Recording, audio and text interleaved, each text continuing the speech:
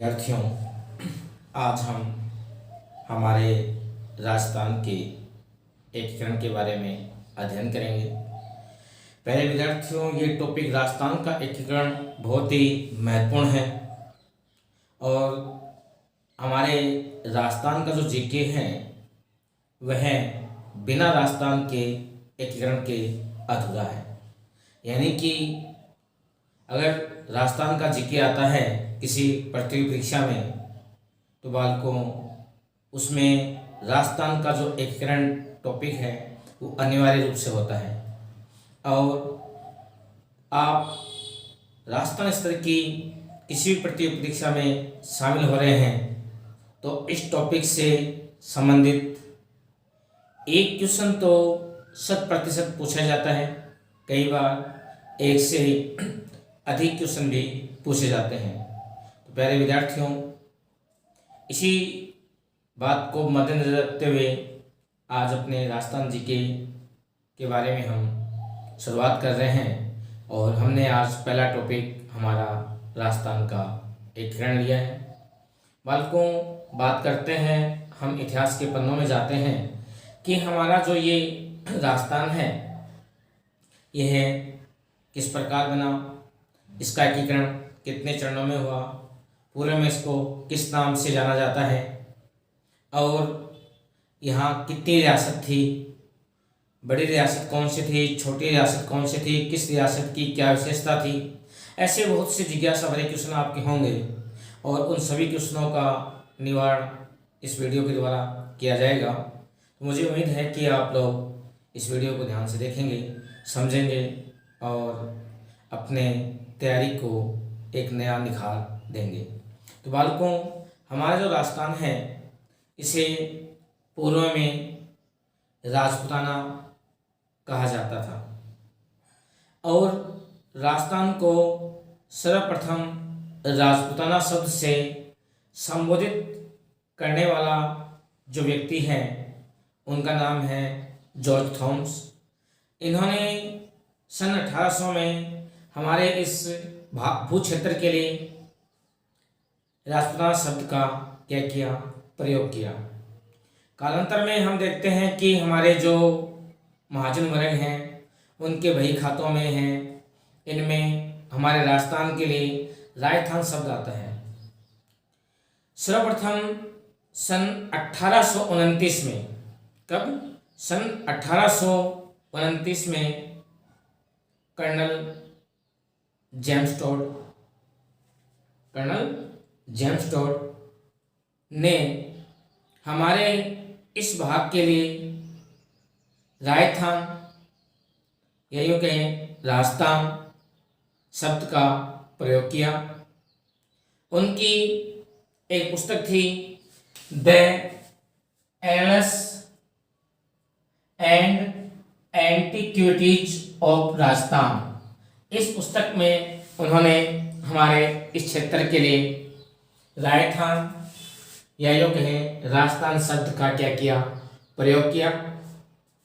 और इनकी ये जो पुस्तक है जो 1829 में प्रकाशित हुई थी, उस पुस्तक में का जो अन्य नाम है ये भी पूछा गया है कि कर्नल टोड की जो पुस्तक है the annuls and antiquities of Rajasthan, इसका अन्य नाम क्या है।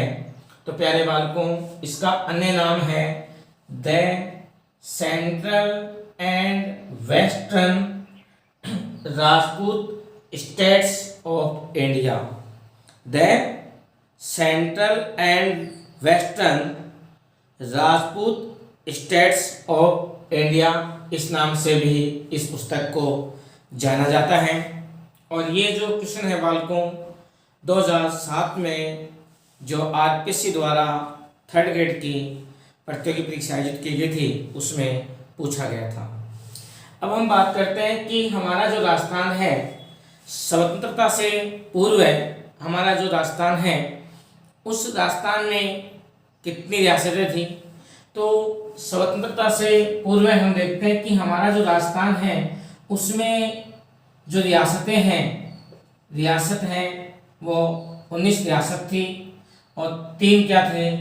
ठिकाने थे। क्या थे? 3 ठिकाने थे। 19 रियासत और 3 ठिकाने थे हमारे राजस्थान में।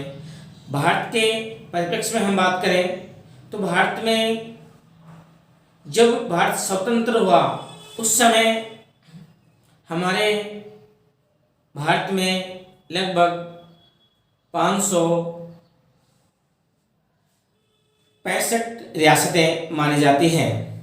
कितनी मानी जाती हैं? 565 रियासतें मानी जाती हैं। अब कई जगह बालकों 562 भी आता है, कई जगह 63 आता है। लगभग हम इसको लगभग के रूप में इसलिए हमने क्या किया है? संबोधित किया है। अब हम बात करते हैं कि हमारा जो राजस्थान है उसके परिप्रेक्ष्य में हम बात करें तो हमारे राजस्थान का जो एकीकरण है वह 7 चरणों में हुआ। कितने चरणों में हुआ? 7 चरणों में हुआ। तो अगर आपको पूछा जाए कि राजस्थान का एकीकरण कितने चरणों में संपन्न हुआ? 7 चरणों में हुआ। हम इन 7 चरणों का क्रम वाइज क्या करेंगे? अध्ययन करेंगे। देखिए, अगर हमें पूछा जाए कि राजस्थान जो है उसकी सबसे बड़ी रियासत कौन सी थी?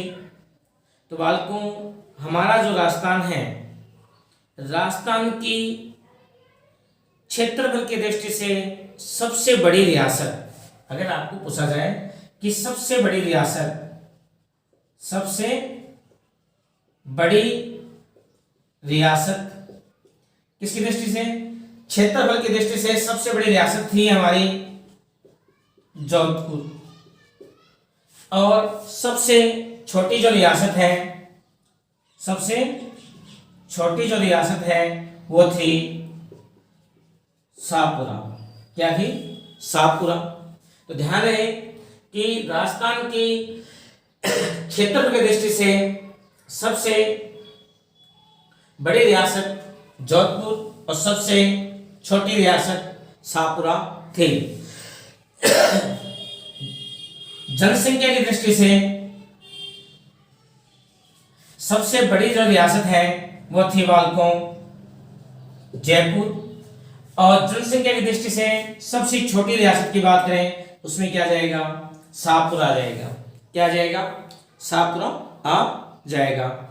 अब देखिए, ये जो बातें हैं ये हमने भारत के राजस्थान के परिप्रेक्ष्य में की।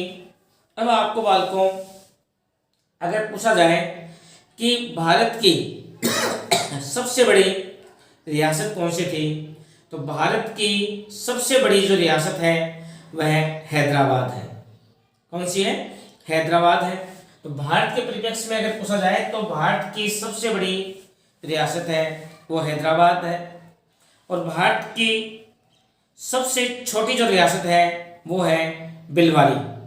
क्या है? बिलवारी। ये भारत की सबसे छोटी रियासत थी। अब देखिए, हम बात करते हैं कि राजस्थान की सबसे प्राचीन रियासत, सबसे प्राचीन रियासत कौन सी है, यानी सबसे पुरानी रियासत कौन सी है? तो सबसे पुरानी जो रियासत है वो है मेवाड़। क्या है? मेवाड़। और मेवाड़ जो रियासत है या राजघराना है उसके संस्थापक हम बप्पा रावल के जो पुरुष थे गोहिल, उनको मानते हैं।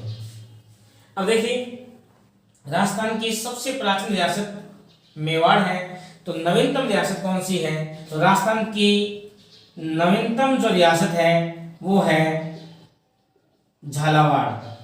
कौन सी है? झालावाड़। और बालकों ध्यान रहे कि राजस्थान की एकमात्र अंग्रेजों द्वारा निर्मित रियासत कौन सी है? तो अगर आपको पूछा जाए कि राजस्थान की एकमात्र अंग्रेजों द्वारा जो निर्मित रियासत है वो कौन सी है? झालावाड़ है। तो ये नवीनतम रियासत है। और इस रियासत के प्रथम जो शासक है वो थे झाला मदन सिंह। कौन थे भाई? झाला मदन सिंह। झाला मदन सिंह यह इस रियासत के प्रथम शासक थे। प्रश्न ये बनता है कि राजस्थान की सबसे प्राचीन रियासत कौन सी है? सबसे प्राचीन रियासत मेवाड़ है। और नवीनतम रियासत कौन सी है? झालावाड़ है, जिसके संस्थापक कौन थे? झाला मदन सिंह। आपको ये पूछा जा सकता है कि राजस्थान की एकमात्र अंग्रेजों द्वारा निर्मित रियासत कौन सी है? तो आपको बताना है झालावाड़ है। कौन सी है? झालावाड़ है। अब हम बात करते हैं कि हमारा जो राजस्थान है बालकों, राजस्थान की जो रियासतें हैं जून 1947 में माउंटबेटन योजना के अंतर्गत हमारा जो ब्रिटिश इंडिया के नाम से देश जाना जाता था, उसमें जो पाकिस्तान विभाजन की मांग है वो स्वीकार कर ली गई थी। और इस माउंटबेटन योजना के अंतर्गत कहा गया था कि भारत की जो रियासतें हैं जो अंग्रेज़ों के अधीन हैं वह चाहे तो क्या रह सकती हैं? स्वतंत्र रह सकती हैं, चाहे तो वह पाकिस्तान में शामिल हो सकती हैं, और या वह भारत में शामिल हो सकती हैं। ये ऐसी स्थिति उत्पन्न हुई थी। अब क्योंकि हमारा जो भारत है उसको अखंड भारत कैसे बनाया जाए, इस परिप्रेक्ष्य में हम देखते हैं कि जुलाई 1947 में, कब? जुलाई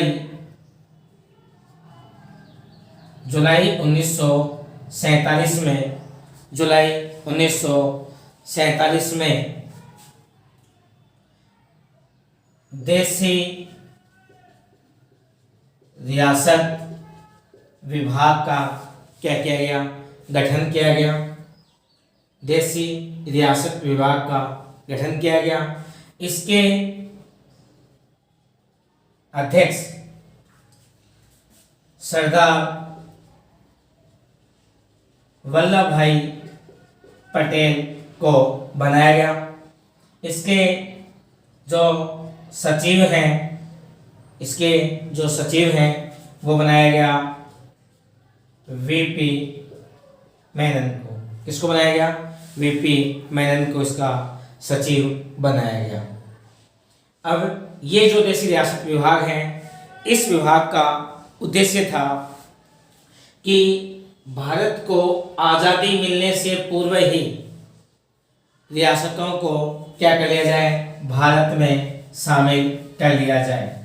हमारे सरदार वल्लभ भाई पटेल की दूरदर्शिता व सटीक निर्णय लेने की क्षमता के आधार पर भारत ने इस समस्या का अतिशीघ्र ही क्या कर लिया? समाधान कर लिया। तो देशी रियासत विभाग जो है उसने यथाशीघ्र ही रियासतों को भारत में विलय करने के लिए एक विलय पत्र तैयार किया। क्या तैयार किया? विलय पत्र, जिसका नाम था द इंस्ट्रूमेंट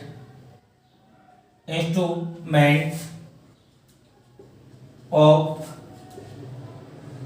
एक्सेशन। क्या था? एक्सेशन। तो ये जो विलय पत्र है, इस विलय पत्र पर देश की स्वतंत्रता से पूर्व ही अधिकांश रियासतों ने क्या कर दिया? हस्ताक्षर कर दिया। और भारत की मात्र 3 रियासत, जम्मू कश्मीर, जे&के, जूनागढ़ और हैदराबाद, ये 3 रियासत ऐसी थी जिन्होंने देश की स्वतंत्रता मिलने तक हस्ताक्षर नहीं किए। अर्थात अगर आपको पूछा जाए कि ऐसी 3 रियासतें कौन सी थी जिन्होंने देश की स्वतंत्रता के बाद विलय पत्र पर क्या किए, हस्ताक्षर किए? वो थी जम्मू कश्मीर, जूनागढ़ और हैदराबाद। इन 3 रियासतों ने भारत के विलय पत्र पर हस्ताक्षर नहीं किए थे आज़ादी से पूर्व। हमारे सरदार वल्लभ भाई पटेल हैं, इनको लोहे पुरुष इसलिए कहा जाता है क्यों? इन्होंने ब्रेड एंड आयरन की नीति अपनाई थी। इन्होंने जो देशी रियासत के शासक थे उनके सामने स्पष्ट शब्दों में कहा कि अगर आप नहीं चाहते और आपकी जनता भारत में विलय होना चाहती है तो हम आपको सैनिक कार्रवाई करके क्या कर लेंगे, शामिल कर लेंगे। अर्थात जनता की जो इच्छा है वो क्या रहेगी, सर्वोपरि रहेगी। और बालकों, जो रियासत अपना स्वतंत्र अस्तित्व रखना चाहती थी उसके लिए भी मापदंड तय किया गया। और मापदंड ये था कि उस रियासत की जनसंख्या 10 लाख से क्या हो, अधिक हो, और उसकी जो वार्षिक आय है वह 1 करोड़ से क्या हो, ज़्यादा हो। तो हमारे राजस्थान के परिप्रेक्ष्य में हम देखें, क्या करें, राजस्थान के परिप्रेक्ष्य में देखें तो हमारे राजस्थान में इस शर्त के अकॉर्डिंग 4 रियासतें आती थी, जयपुर, जोधपुर, बीकानेर और उदयपुर। ये जो 4 रियासतें हैं ये इस शर्त के अंतर्गत आती थी, जयपुर, जोधपुर, बीकानेर, उदयपुर। ये जो 4 रियासतें हैं यह इनकी जो शर्त थी कि उनकी जनसंख्या 10 लाख से अधिक हो, वह आमदनी कितनी हो, 1 करोड़ से ज़्यादा। तो ये 4 रियासतें थी जो कि इस शर्त को पूरा करती थी। बालकों, हमारा जो राजस्थान है, राजस्थान की 19 जो रियासतें थी उसमें हम देखें कि 19 रियासतों में से एकमात्र जोधपुर रियासत, कौन सी रियासत है, जोधपुर रियासत के जो शासक थे हनुमंत सिंह, जोधपुर रियासत के शासक हनुमंत सिंह, इनकी मित्रता भोपाल के नवाब और उस समय जो नरेश मंडल थे उसके अध्यक्ष हमीदुल्ला खां से इनकी क्या थी, मित्रता थी। उस मित्रता के प्रभाव में आकर और मोहम्मद अली जिन्ना के नज़दीकियाँ होने के कारण इन्होंने जोधपुर रियासत के शासक हनुमंत सिंह ने अपने रियासत को पाकिस्तान में शामिल करने की क्या की थी, मंशा जाहिर की थी। क्या की थी, मंशा जाहिर की थी। लेकिन कालांतर में कहते हैं कि इनको समझाया गया और समझाइश की गई और समझाइश रंग लाई और इन्होंने कालांतर में कहते हैं कि अपने भारत विलय पत्र पर क्या करते थे, हस्ताक्षर कर दिए थे। एक घटना है बालकों कि हनुमंत सिंह को हमारे जो गृह मंत्री थे, गृह विभाग सरदार वल्लभ भाई पटेल के पास था।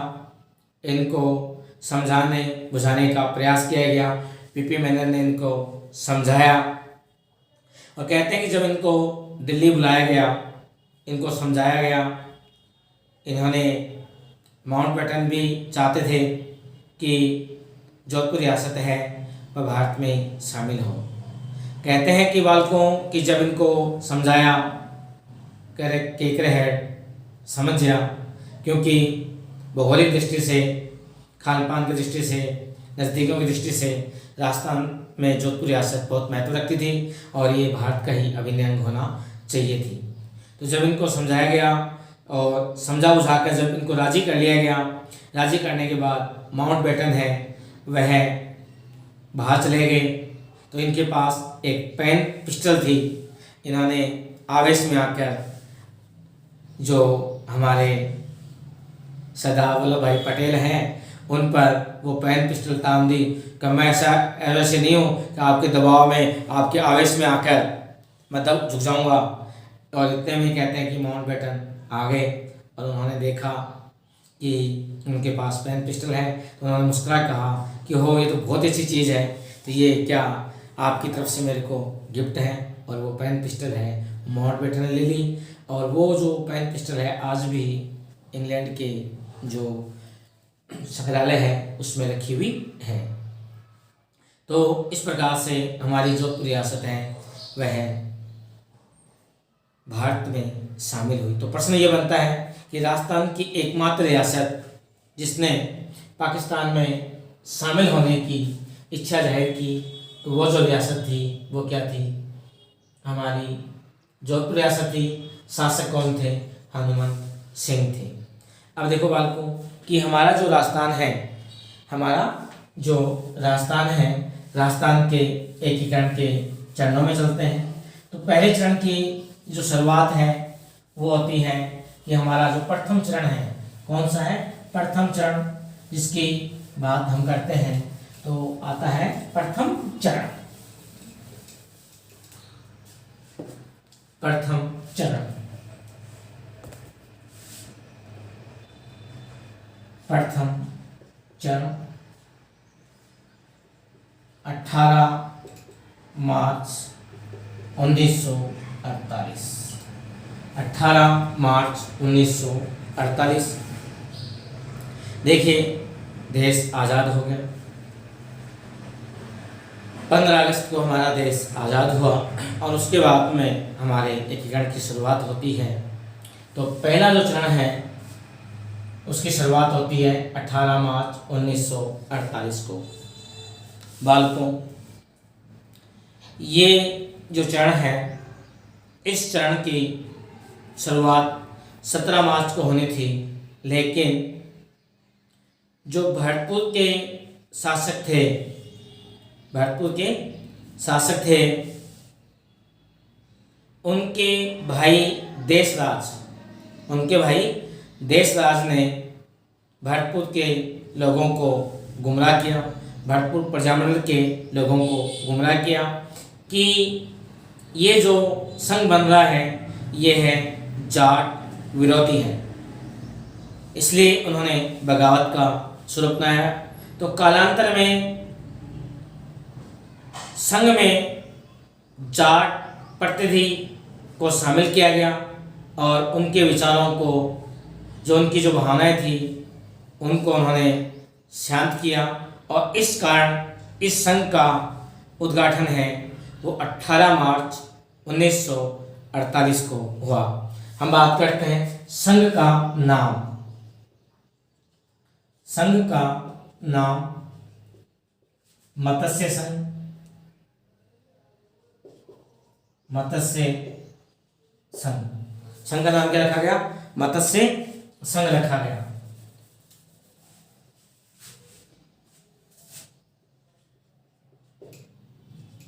मत्स्य संघ, मत्स्य संघ रखा गया। शामिल रियासत, शामिल रियासत। इस संघ में जो रियासत शामिल हुई वह थी अलवर, भरतपुर, धौलपुर, करौली। अलवर, भरतपुर, धौलपुर, करौली, ये जो 4 रियासतें हैं ये क्या हुई? शामिल हुई। अब देखिए बालकों कि हमारा देश आज़ाद हो गया 200 वर्षों की गुलामी के बाद। 200 वर्षों की गुलामी के बाद हमें आज़ादी मिली। तो अब हम क्या करते हैं, जब हम कोई अपनी इच्छा हो और आपने इच्छा जब पूरी हो जाए, जब पक्केगा अब तो भाई धोख देंगा, क्या करेंगा? अब धोख देंगा, मंदिर में जाकर या कहीं भी जाकर अपन क्या करेंगे? अब तो धोख देंगे। तो ये हो गया अब धोख। अलवर ऐसे अलवर, वैसे भरतपुर, धौ से धौलपुर, कैसे करौली, अब धोख। और धोख देने पड़ गया करौली माता जी के गया। कहाँ गए? करौली माता जी के गया, किला देवी की। अब देखिए तो शामिल रियासत क्या थी? अलवर, भरतपुर, धौलपुर और करौली शामिल रियासत होगी। संघ का नाम हो गया। फिर आता है उद्घाटन कर्ता NV गाडविल, यानी कि इस संघ का उद्घाटन जिस व्यक्ति ने किया था उस व्यक्ति का नाम था NV गाडविल। ये रियासत विभाग के सदस्य थे। पूरा नाम है नरहरि विष्णुदत्त गाडविल। नरहरि विष्णुदत्त गाडविल इसके क्या है? उद्घाटन करता है। महाराज प्रमुख, महाराज प्रमुख, तो इस संघ के महाराज प्रमुख बनाए गए महाराजा उदयभान सिंह को। किसको? उदयभान सिंह को। ये धौलपुर के थे। धौलपुर के शासक उदयभान सिंह को इसका क्या बनाया गया? महाराज प्रमुख बनाया गया। मत्स्य संघ की जो राजधानी है वो किसको बनाएगी? अलवर को बनाएगी। किसको बनाएगी?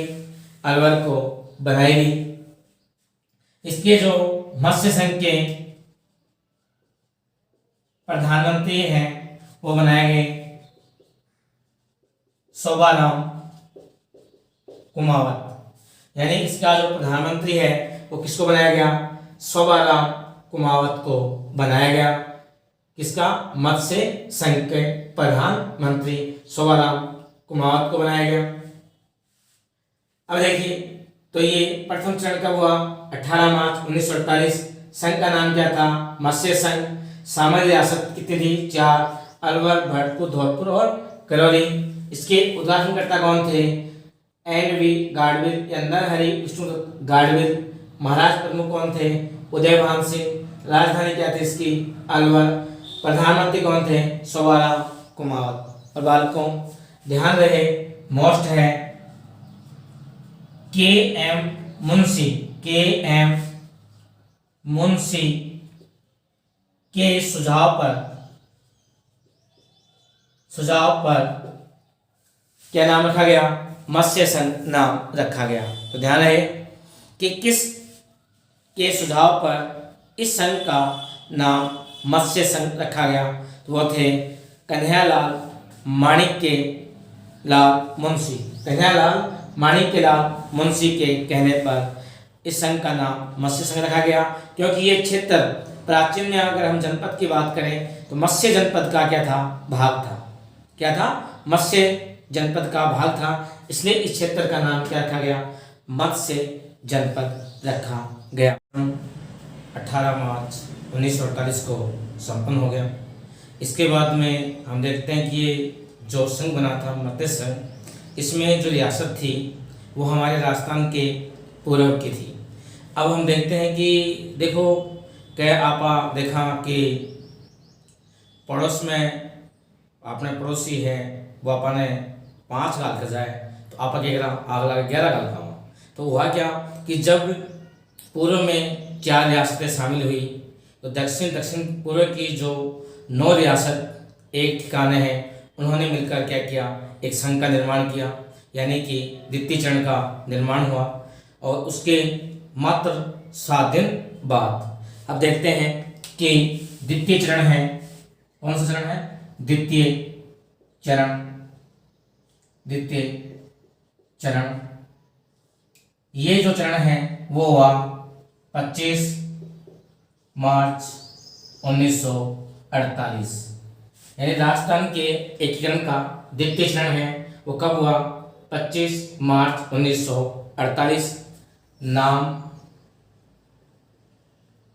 इसका जो नाम है वो रखा गया पूर्व राजस्थान। क्या रखा गया? पूर्व राजस्थान रखा गया। शामिल रियासत,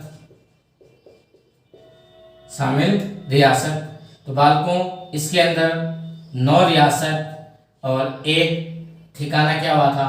शामिल हुआ था। द्वितीय चरण में शामिल जो रियासतें हैं उसमें हमारे राजस्थान की दक्षिण और दक्षिण पूर्व की जो रियासतें हैं वो शामिल हुई थी। इसमें 9 रियासत थी और एक ठिकाना था। 9 रियासत कौन कौन सी थी?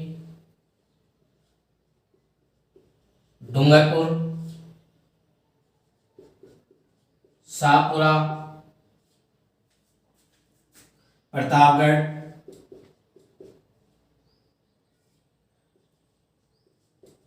कोटा,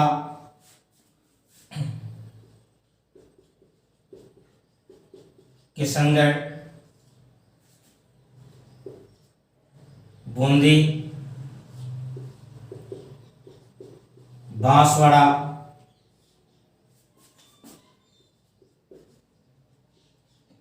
टोंक, झालावाड़। तो ये होगी अपने 9 रियासतें। डूंगरपुर, शाहपुरा, प्रतापगढ़, कोटा, किशनगढ़, बूंदी, बांसवाड़ा, टोंक, झालावाड़। तो ये जो 9 रियासतें हैं ये शामिल हुई, प्लस इसके अंतर्गत एक ठिकाना कुशलगढ़ क्या हुआ? शामिल हुआ। क्या हुआ? शामिल हुआ।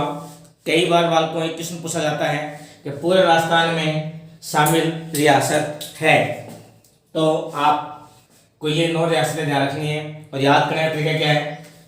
DSP KK, DSP KK, BB ताज, DSP KK BB ताज। इन DSP KK है और उसकी BB कौन है? ताज है। D से डूंगरपुर, S से शाहपुरा, P से प्रतापगढ़, K से कोटा, K से किशनगढ़, B से बूंदी, इस B से बांसवाड़ा, T से टोंक और जैसे झालावाड़। और जब देखो इतनी रियासतें एक साथ शामिल हैं तो वो कुशल है या नहीं है, उनकी हालचाल पूछने के लिए क्या था? कुशलगढ़ ठिकाना इसके अंदर शामिल था। तो ये 9 रियासतें और एक क्या हुआ? अपने ठिकाना शामिल हुआ। फिर हम बात करते हैं राज प्रमुख, यानी कि इस संघ का राज प्रमुख है कोटा के जो महाराव हैं भीम सिंह। भीम सिंह ये कहाँ के थे? कोटा के महाराव। कोटा के जो शासक हैं उनको महाराव कहा जाता था।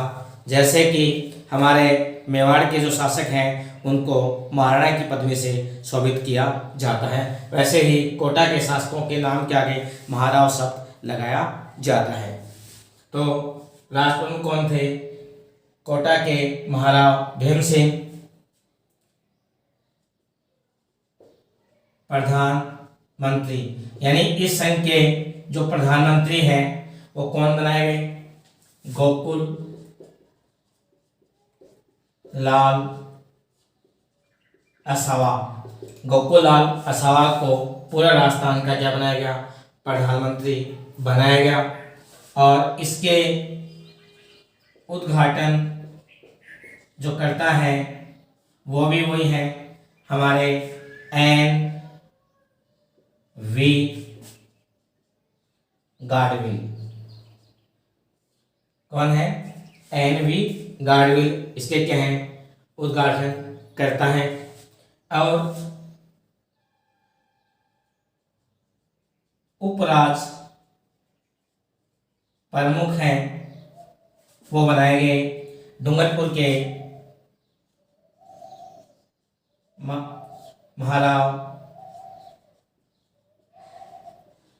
लक्ष्मण सिंह को क्या बनाया गया? उपराज प्रमुख बनाया गया। ये कहाँ के थे? ये हमारे डूंगरपुर के थे। कहाँ के थे? डूंगरपुर के। और इस संघ की जो राजधानी है, संघ की जो राजधानी है वो बनाएगी किसको? कोटा को। किसको बनाएगी? कोटा को। ध्यान रहे बालकों, हमारा जो पहला चरण था मत्स्य संघ, उसकी राजधानी क्या थी? अलवर थी। और पूरे राजस्थान जो संघ है उसकी राजधानी क्या है, उसकी राजधानी जो बनाई गई वो क्या थी, कोटा थी। क्या थी, कोटा थी। तो ये था हमारा द्वितीय चरण। और बालकों, ये जो चरण है, इसी चरण के अंतर्गत हम देखते हैं कि अगले चरण की भी नींव रखी जा चुकी थी, क्योंकि जब इस चरण का उद्घाटन समारोह किया जा रहा था, निर्माण किया जा रहा था, उस समय हमारे मेवाड़ के जो महाराणा हैं वह भी वहाँ इस कार्यक्रम में शामिल होने के लिए गए थे। तो प्रयास था कि वो भी शामिल हो जाएं, लेकिन वो उस समय शामिल नहीं हो पाए। अब बात करते हैं तृतीय चरण की, जिसके तृतीय चरण की। तो तृतीय चरण, ये जो चरण है वह कब हुआ, तो ये चरण है हमारे 18 अप्रैल 1948। इस प्रकार हम देखते हैं बालकों कि हमारे राजस्थान के एकीकरण के पहले 3 चरण 1 महीने में क्या हो गए, संपन्न हो गए। देखो, मत्स्य संघ 18 मार्च, पूरा राजस्थान जो था वह कब बना, 25 मार्च 1948। और तीसरा चरण कब है, 18 अप्रैल 1948। इसमें क्या हुआ बालकों कि इस संघ का जो नाम है वो रखा गया संयुक्त राजस्थान। क्या रखा गया, संयुक्त राजस्थान रखा गया। तो देखिए अपन बात करते हैं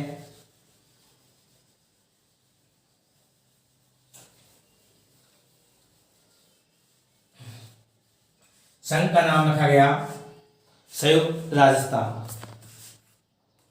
संघ का नाम क्या रखा गया, संयुक्त राजस्थान। क्या रखा गया, संयुक्त राजस्थान। कैसे, शामिल रियासत की बात करें तो जो पूर्व राजस्थान की जितनी भी रियासतें थी, पूरा राजस्थान प्लस इसके अंदर क्या होगी, उदयपुर रियासत शामिल होगी। क्या होगी, उदयपुर रियासत इसमें शामिल होगी।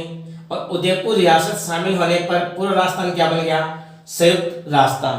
तो अगर आपको पूछा जाए कि संयुक्त राजस्थान में, अपने पूरे राजस्थान में कौन सी रियासत शामिल होने पर वह संयुक्त राजस्थान कहलाया, तो बालकों उदयपुर रियासत के शामिल होने पर ये क्या कहलाया, हमारा संयुक्त राजस्थान कहलाया। और इसका उद्घाटन कब हुआ, ये कब बना, 18 अप्रैल 1948 को बना। इसके जो राज प्रमुख हैं वो अपने राज प्रमुख हैं महाराणा भोपाल सिंह को बनाया गया। इनको कई जगह भोपाल सिंह लिखा होता है, ध्यान रहे, भोपाल सिंह कह दीजिए या भोपाल सिंह कह दीजिए, बात एक ही है। भोपाल सिंह को क्या बनाया गया, राज प्रमुख। ये कहाँ के थे, उदयपुर के। कहाँ के, उदयपुर के महाराणा भोपाल सिंह को राज प्रमुख बनाया गया। प्रधानमंत्री हैं जो बनाए गए, कौन, माणिक्य लाल वर्मा। यानी इस संघ के प्रधानमंत्री माणिक्य लाल वर्मा को बनाए गए। माणिक्य लाल वर्मा हैं वह उदयपुर प्रजामंडल के अध्यक्ष भी रहे हुए हैं। इसका उद्घाटन है वह हमारे भारत के प्रधानमंत्री पंडित जवाहर लाल नेहरू, पंडित जवाहरलाल नेहरू ने क्या किया, इसका उद्घाटन किया। इसके उपराज प्रमुख हैं वह कोटा के महाराव, कोटा के महाराव भीम सिंह। कौन, कोटा के महाराव भीम सिंह को बनाया गया। और इस संघ की राजधानी है वो क्या रही, उदयपुर रही। क्या हुई, उदयपुर। तो ये था हमारा तृतीय चरण। तो ध्यान रखना कि संयुक्त राजस्थान कब बना, 18 अप्रैल 1948 को बना। इसमें जो शामिल रियासतें हैं, 9 रियासतें, एक ठिकाना थाई, साथ में इसमें क्या हो गया, उदयपुर शामिल हो गया। और इसके राज प्रमुख हैं वो महाराणा भूपाल सिंह को बनाया गया। प्रधानमंत्री माणिक्यलाल वर्मा थे। उद्घाटनकर्ता पंडित जवाहरलाल नेहरू थे। बालकों, ध्यान रहे कि हमारे प्रधानमंत्री श्री पंडित जवाहरलाल नेहरू के कहने पर ही माणिक्यलाल वर्मा को इस संघ का क्या बनाया गया था? प्रधानमंत्री बनाया गया था। और इस संघ का जब उद्घाटन किया गया उस समय जयपुर के जो शासक हैं मानसिंह द्वितीय भी वहीं थे। बीकानेर के शासक साधु सिंह भी वहीं उपस्थित थे। और बीकानेर के शासक साधु सिंह जो हैं उनके विशेष प्रयासों से हमारी जयपुर, जोधपुर और बीकानेर जो रियासत है वह राजस्थान में शामिल होने के लिए राजी हुई थी। तो बालकों, ध्यान रहे कि किस शासक ने रियासतों के एकीकरण में सहयोग प्रदान किया? तो वो थे बीकानेर के शासक साधु सिंह। तो अब बात करते हैं चतुर्थ चरण। ये बहुत ही महत्वपूर्ण चरण है, यानी कि चौथा चरण। और इसकी जो डेट है वो बालकों है 30 मार्च 1949। 30 मार्च 1949। इसका जो नाम है वह है, इसका जो नाम है वो है वृहद राजस्थान। क्या है? वृहद राजस्थान इसका नाम है। संघ का नाम वो है वृहद राजस्थान। क्या है? वृहद राजस्थान। शामिल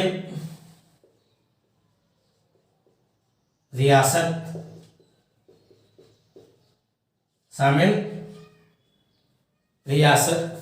शामिल जो रियासतें हैं,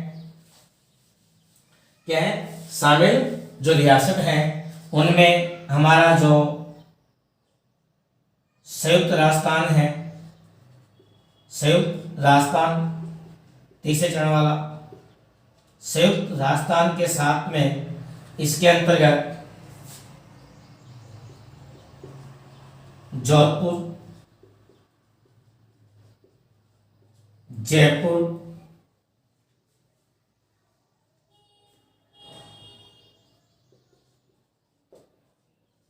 बीकानेर, ये रियासतें क्या इसमें शामिल हुई? जयपुर, जोधपुर और बीकानेर रियासत, ये 3 रियासतें क्या हुई थी इसके अंतर्गत शामिल हुई थी। जयपुर, जोधपुर और बीकानेर, और साथ में जैसलमेर, ये 4 रियासतें शामिल हुई थी। जयपुर, जोधपुर, जयपुर, बीकानेर, जैसलमेर, इसको बोलते हैं JJB। जोधपुर, जयपुर, जैसलमेर और बीकानेर, ये 4 बड़ी रियासतें क्या हुई इसके अंतर्गत शामिल हुई थी। बालकों, इस संघ का हम देखते हैं कि राजधानी क्या थी?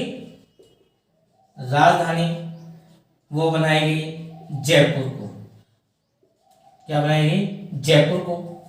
अब बालकों, बड़ी रोचक घटना है कि इस संघ की राजधानी को लेकर जयपुर के शासक मान सिंह और जोधपुर के शासक हरमन सिंह के मध्य क्या हो गया? विवाद हो गया कि वो चाहते थे कि इसकी संघ की जो राजधानी है वो जोधपुर बनाई जाए। मान सिंह द्वितीय चाहते थे कि राजधानी क्या बने? जयपुर बनी।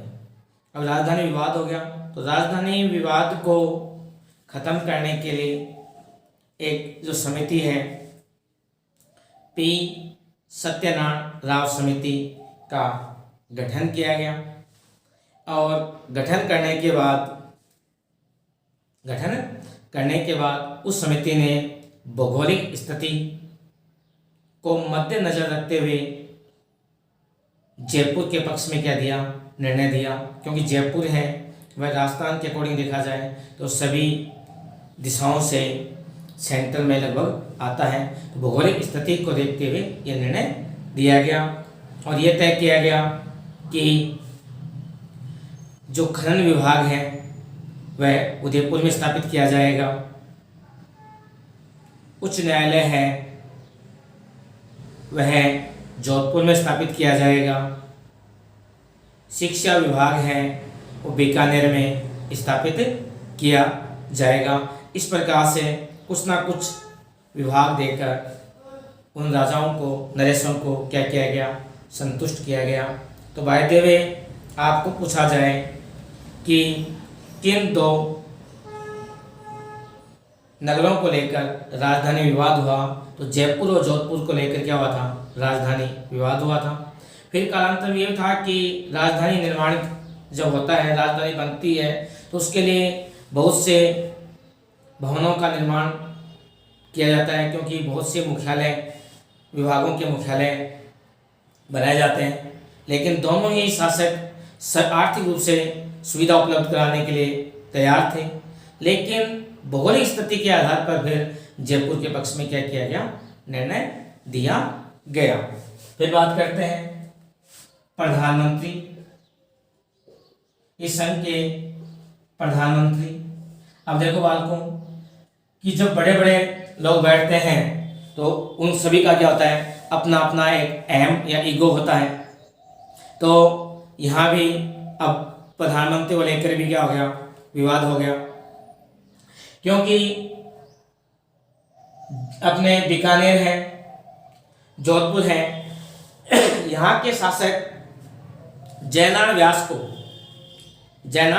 व्यास को प्रधानमंत्री बनाना चाहते थे। राजा सवाई मानसिंह द्वितीय हमारे हीरालाल शास्त्री जी को प्रधानमंत्री बनाना चाहते थे। अब चूंकि विवाद हो गया, फिर एक छोटी सी बात मानसिंह द्वितीय द्वारा कही गई कि देखो मैं भी चाहता हूं कि जयनारायण जी व्यास प्रधानमंत्री बने, लेकिन हीरालाल शास्त्री जी मेरे गुरु रहे हुए हैं और मैं गुरु दक्षिणा के रूप में इन्हें प्रधानमंत्री बनाना चाहता हूं। तो बालकों जब बात गुरु की आती है तो सभी शासकों ने उनके इस विचार को, इस भावना को कदर रखते हुए, भावनाओं को ध्यान रखते हुए हमारे हीरालाल शास्त्री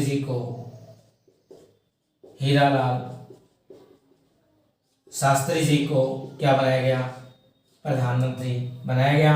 और इस प्रकार से राजा मानसिंह द्वितीय ने गुरु दक्षिणा दी। उद्घाटनकर्ता, अब आपको पता है कि जब बड़े बड़े शामिल होते हैं, इस प्रकार का विवाद चल रहा है तो उद्घाटन करने कौन आएंगे, विवादों को सुलझाने वाले दूरदर्शी व्यक्ति कौन थे, आपको पता ही है। तो इसकी उद्घाटनकर्ता कौन है, सरदार वल्लभ भाई पटेल। कौन थे, वल्लभ भाई पटेल। कौन थे, वल्लभ भाई पटेल। राष्ट्र प्रमुख इसके बनाए गए सवाई मानसिंह, इनको मानसिंह द्वितीय भी कहते हैं, जयपुर की। ये कहाँ के थे, जयपुर के थे। अब बालकों इनको राजप्रमुख बनाते ही हमारे उदयपुर के महाराणा जी रुष्ट हो गए। उन्होंने कहा कि हम तो अलग होंगे भाई, हम नहीं रहते। कि क्यों? कि देखो हमारे तो राजधानी जब संयुक्त राजस्थान था, राजधानी हमारी, राष्ट्र प्रमुख हम, सर्वे करता करता हम, अब तो सब कुछ खोया गया। तो बालकों हमारे गृह मंत्री लौह पुरुष सरदार वल्लभ भाई पटेल ने मुस्कुराकर कहा, ओहो आप राष्ट्र प्रमुख नहीं, आप तो महाराज प्रमुख हो, आप तो क्या हो? महाराज प्रमुख हो। तो बालकों एक नया पद सृजित हो गया, महाराज प्रमुख। क्या हो गया? महाराज प्रमुख। और महाराज प्रमुख किसको बनाया गया? महाराणा भोपाल सिंह। उदयपुर के महाराणा भोपाल सिंह को क्या बनाया गया? महाराज प्रमुख बनाया गया। और बालकों ये जो पद है वह आजीवन बनाया गया। क्या बनाया गया? आजीवन बनाया गया। तो ध्यान रहे, राजस्थान के महाराज प्रमुख कौन थे? तो कौन थे? महाराणा भोपाल सिंह, एकमात्र व्यक्ति जो महाराज प्रमुख थे। और ये पद आजीवन बनाया गया था, अर्थात जब तक महाराणा भोपाल सिंह जीवित रहेंगे तब तक वो महाराज प्रमुख रहेंगे, और उनकी मृत्यु के बाद ये पद क्या हो गया? समाप्त हो गया। अर्थात 1955 में जब उनकी मृत्यु हुई तब तक वो क्या रहे? महाराज प्रमुख रहे। ये प्रश्न भी कई बार विभिन्न प्रतियोगी परीक्षा में पूछा जाता है कि वृद्ध राजस्थान के महाराज प्रमुख कौन थे? तो महाराज प्रमुख कौन थे? महाराणा भोपाल सिंह थे। तो ये थी बालकों हमारा चौथा चरण 23 मार्च 1949। और बालकों एक बात ध्यान रहे कि नोट रहे कि लगभग रियासतें हैं वह हमारे राजस्थान के एकीकरण की दिशा में शामिल हो चुकी थी। इसलिए इस तारीख को 30 मार्च को राजस्थान दिवस के रूप में मनाने का निर्णय लिया गया। और हम प्रतिवर्ष 30 मार्च को क्या करते हैं? 30 मार्च को राजस्थान दिवस मनाते हैं। कालांतर में अप्रैल में प्रधानमंत्री का पद क्या हो गया? समाप्त हो गया, और मुख्यमंत्री का क्या हुआ? पद सृजित हुआ। तो इस प्रकार से हीरालाल शास्त्री हमारे राजस्थान के प्रथम मुख्यमंत्री बने। तो ध्यान रहे, वर्तमान राजस्थान के क्या थे? प्रधानमंत्री थे। कालांतर में प्रधानमंत्री का पद क्या कर दिया गया? समाप्त कर दिया गया। तो हीरालाल शास्त्री को क्या बनाया गया? मुख्यमंत्री बनाया गया।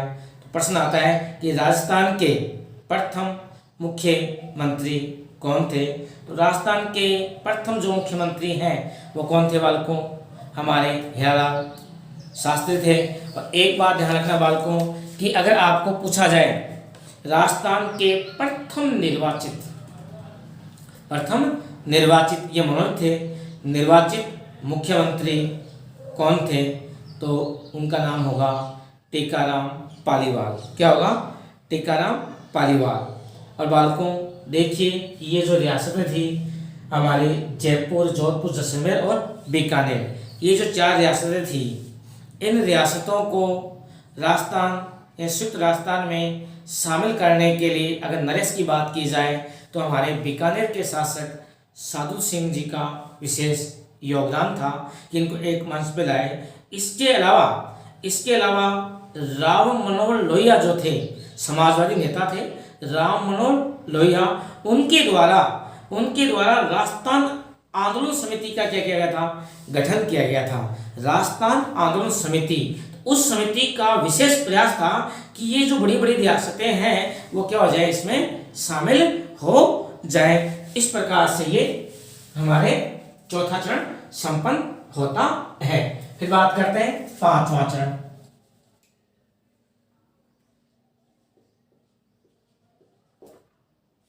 पांचवा चरण, पांचवा चरण की तारीख आती है बालकों हमारे 15 मई 1949। 15 मई 1949। और इसमें क्या होता है कि देखो जो हमारा मत्स्य संघ था, क्या था, मत्स्य संघ था, इसका जो नाम है वो रखा गया बालकों बरकतर राजस्थान। क्या गया, बरकतर राजस्थान। और ये जो चरण है इसमें हम देखते हैं कि बरकतर राजस्थान रखा गया। शामिल रियासत की बात करें तो इसमें हमारा जो वरद क्या था, वरद राजस्थान प्लस मत्स्य संघ प्लस नेमराना ठिकाना, इसके अंदर क्या कर दिया गया, शामिल कर दिया गया। यानी मत्स्य संघ जो अलग था, क्या था, मत्स्य संघ जो अलग था वह इसमें क्या हुआ, शामिल हुआ। राजधानी क्या रही, राजधानी अपने वही जयपुर। अब प्रधानमंत्री, आपको बताया था कि प्रधानमंत्री का पद रहा नहीं, तो हमारे जो मुख्यमंत्री हैं वो कौन रहे, मुख्यमंत्री हीरालाल शास्त्री रहे। और इसके जो प्रधानमंत्री या मुख्यमंत्री हीरालाल क्या रहे, शास्त्री रहे। बालकों अब क्या हुआ कि धौलपुर और भरतपुर रियासत भाषा और संस्कृति के आधार पर, भाषा और संस्कृति के आधार पर उत्तर प्रदेश में शामिल होना चाहते थे। स्थिति विकट हो गई। अब स्थिति विकट हो गई, लोगों ने समझाया कि देखो जब देश आजाद हुआ था और आप एक साथ एकजुट होकर आए, ठीक है, तो अब क्या लगेगा, आपका भत्था लगेगा। क्या लगेगा, वैसे भरतपुर जैसे धौलपुर। अब मन हम क्यों बूंदो दिखाओ हो, बदो लागे था लो थे, अलग हो रहा हो, तो ऐ नहीं करना चाहिए था, समझाने का प्रयास करो। और जब स्थिति विकट हो जाए तो थान ध्यान है कि आपा केकरा भगवान शंकर की शरण में जावा। तो यानी कि इस विवाद को निपटाने के लिए शंकर देवराय समिति का क्या किया गया, गठन किया गया।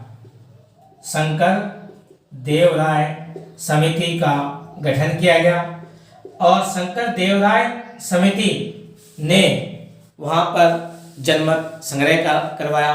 कहाँ पर, धौलपुर और भरतपुर में। वहां की जनता की इच्छा को जाना और इच्छाओं को जानते हुए शंकर देवराय समिति की सिफारिश पर फिर भरतपुर और धौलपुर जो रियासतें हैं मत्स्य संघ की, उनको भी हमारे राजस्थान में, वर्त राजस्थान में क्या कर लिया गया, बालकों शामिल कर लिया गया। और वर्त राजस्थान में शामिल करने के बाद में ये क्या बना, बरकतर राजस्थान बना। क्या बना, बरकतर राजस्थान बना। फिर बात करते हैं छठा चरण। छठा चरण ये आता है 26 जनवरी 1950। 26 जनवरी 1950। और बालकों अब देखें कि हमारा जो राजस्थान है इसका जो नाम है वो रखा गया राजस्थान संघ। क्या रखा गया, राजस्थान संघ। संघ का नाम, संघ का नाम वो रखा गया राजस्थान संघ। क्या रखा गया, राजस्थान संघ। शामिल रियासत की अगर बात करें तो इसके अंदर हमारा क्या जाएगा, बरकतर राजस्थान प्लस सिरोही रियासत प्लस क्या आ जाएगी, सिरोही रियासत। तो बालकों यहाँ एक क्वेश्चन बनता है कि राजस्थान के एकीकरण में सबसे अंत में शामिल होने वाली रियासत कौन सी थी।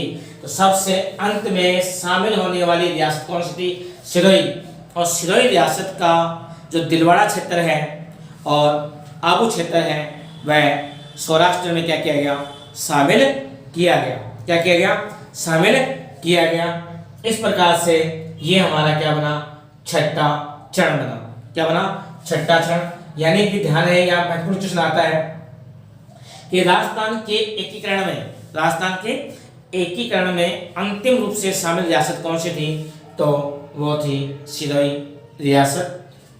और सिरोही रियासत का जो आबू और दिलवाड़ा क्षेत्र है वो सौराष्ट्र में यानी कि वर्तमान के गुजरात में क्या किया गया था, शामिल किया गया था। अब हम बात करते हैं अंतिम यानी कि सातवां चरण। क्या था, सातवां चरण। तो वो है हमारा, देखते हैं सातवां चरण यानी कि राजस्थान एकीकरण का अंतिम चरण। देखिए बालकों, 1953 में राज्य पुनर्गठन आयोग का गठन किया गया था। सातवां चरण 1 नवंबर 1956। 1 नवंबर 1956। 1953 में फजल अली की अध्यक्षता में राज्य पुनर्गठन आयोग का गठन किया गया था। और इस आयोग की सिफारिश पर हमारे देश में 14 राज्य और 6 केंद्र शासित प्रदेशों का क्या किया गया था, गठन किया गया था। क्या किया गया था, गठन किया गया था। और बालकों ध्यान रहे कि इसके अंतर्गत हम देखते हैं कि हमारा जो राजस्थान क्या था, राजस्थान संघ जो था, उस संघ में कालांतर में माउंट आबू यानी आबू व दिलवाड़ा क्षेत्र क्या कर दिया है, शामिल कर दिया गया। और जो कोटा है, हम कोटा का जो शिलोंग क्षेत्र है वह कोटा का शिलोंग क्षेत्र है वह मध्य प्रदेश में शामिल किया गया। और मध्य प्रदेश का जो सुलेट टप्पा क्षेत्र है वो क्या किया गया, राजस्थान में शामिल किया गया। तो यानी कि झालावाड़ क्षेत्र के कोटा का जो शिलोंग क्षेत्र है, कोटा रियासत का, उसको क्या कर दिया गया, उसमें शामिल कर दिया गया। इसमें मध्य प्रदेश में। और मध्य प्रदेश का सुलेट टप्पा क्षेत्र राजस्थान में शामिल किया गया। और बालकों ध्यान है कि जब सिरोही रियासत का आबू व दिलवाड़ा क्षेत्र सौराष्ट्र में शामिल किया गया था तो हमारे हिरालाल शास्त्री ने कहा था कि आबू का मतलब है गोकुल भाई भट्ट, और बिना गोकुल भाई भट्ट के हम क्या हैं, अधूरे हैं। और ध्यान रहे, राजस्थान का गांधी किसे कहा जाता है, गोकुल भाई भट्ट को कहा जाता है। गोकुल भाई भट्ट कहाँ के थे, आबू जो क्षेत्र है उसी क्षेत्र के थे, यानी कि सिरोही रियासत के थे। तो ध्यान रहे, इस प्रकार से प्रयास करने पर राजस्थान का क्या हुआ, एकीकरण हुआ। और बालकों इसी के साथ 1 नवंबर 1956 को हमारे राज्य का क्या हुआ, पुनर्गठन हुआ। और राज्य पुनर्गठन के बाद राज प्रमुख, महाराज प्रमुख के पद, उपराज प्रमुख के पद क्या कर दिए गए, समाप्त कर दिए गए।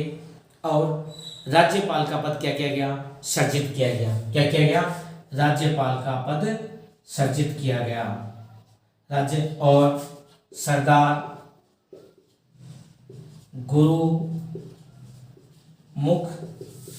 निहाल सिंह, सरदार गुरुमुख निहाल सिंह को क्या किया गया, हमारे राजस्थान का प्रथम राज्यपाल बनाया गया।